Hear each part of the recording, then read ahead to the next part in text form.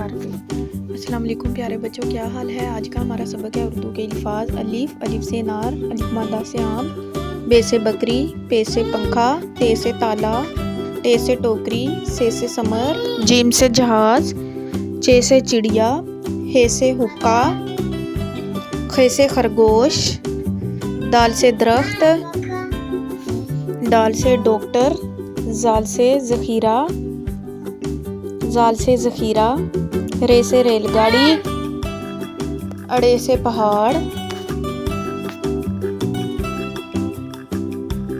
जे से ज़ेबरा, ये से यालाबारी, सीन से सूरज,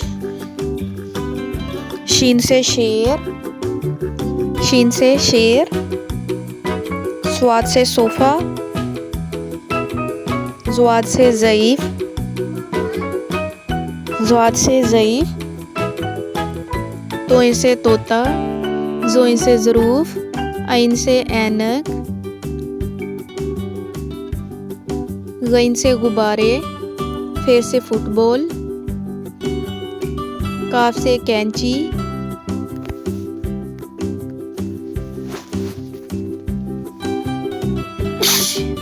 काफ से किताब,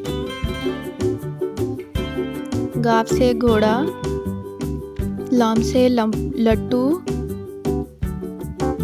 मीम से मोर, नून से नाशपाती, वाव से वर्ग,